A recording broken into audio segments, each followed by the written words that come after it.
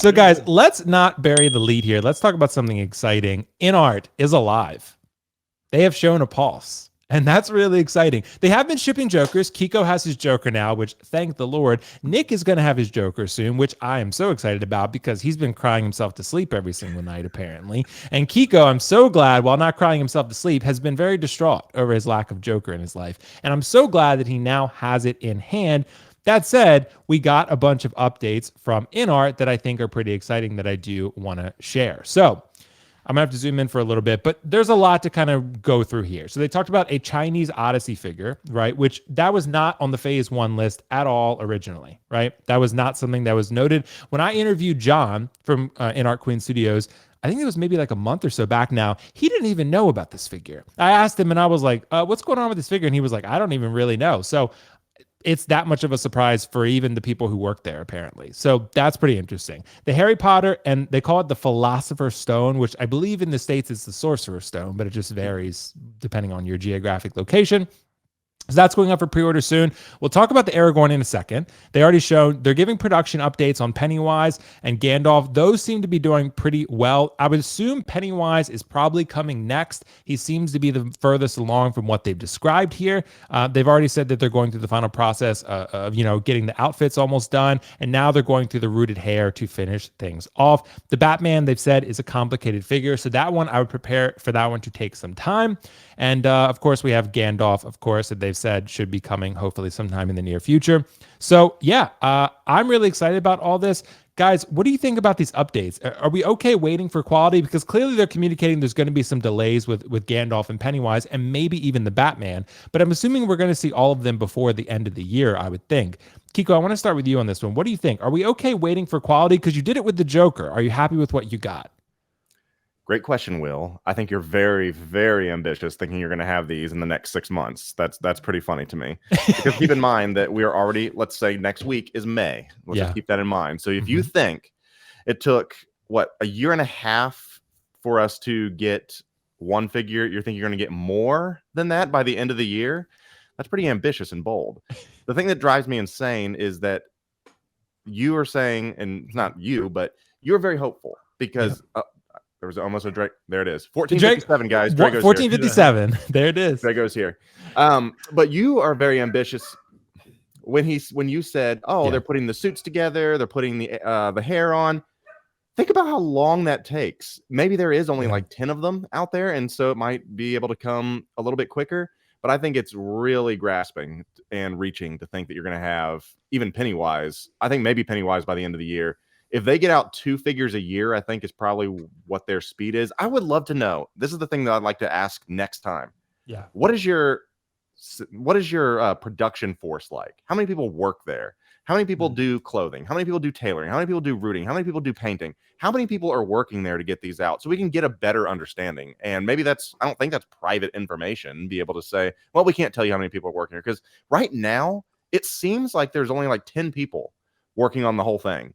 And I don't know when it comes to like the numbers of order numbers, because I remember when I got my Joker from Kit, they said, all right, this number, from here to here is shipping out. Are there thousands of these Jokers out there? Tens of thousands? I have no idea, because if it's going simply by order number, there's a lot of them. And as of right now, I don't think that they can stand being able to put out lesser characters, let's be honest, lesser characters at that pace. I just don't think it's sustainable. And they need to either ramp up the production, they need to ramp up the timing, something. Because yes, I do have the InArt Joker in my hand, in my possession now.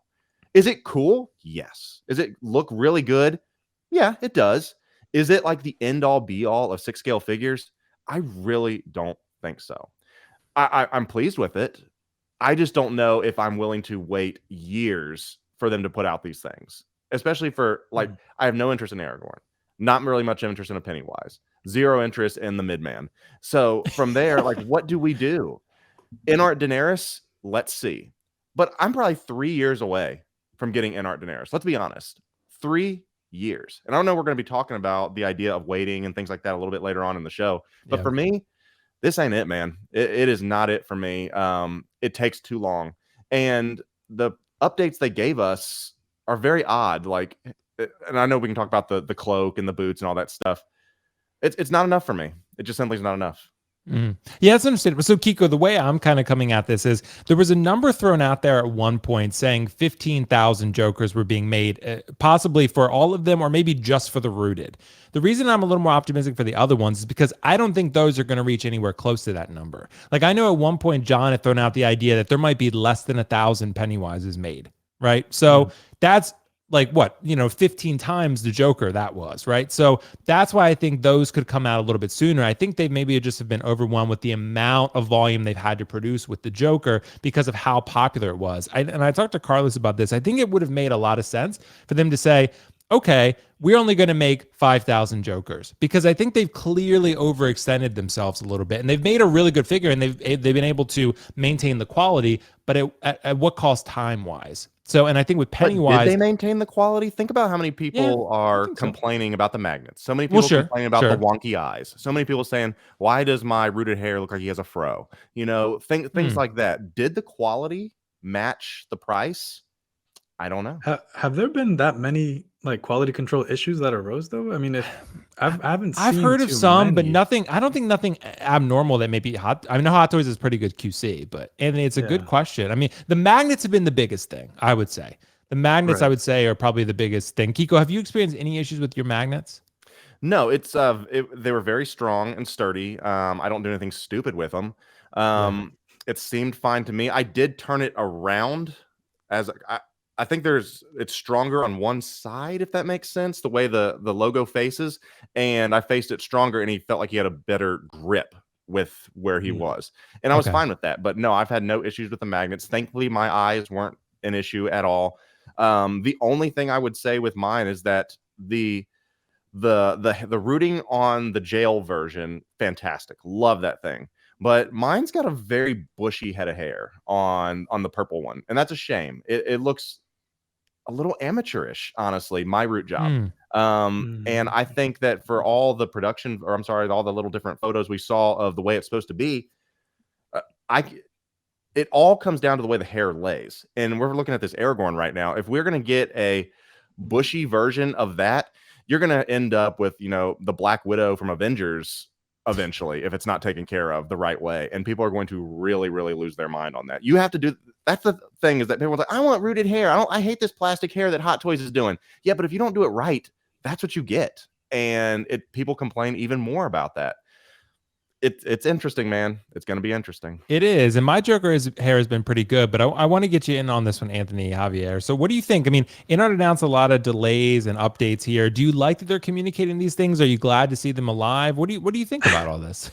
Yeah, no, I'm definitely glad to see them alive. They were like dead silent since like I think the start of the year, right? Right. So it's always nice to hear some some progress from them, especially because we don't really get that from many companies. And I will agree with you.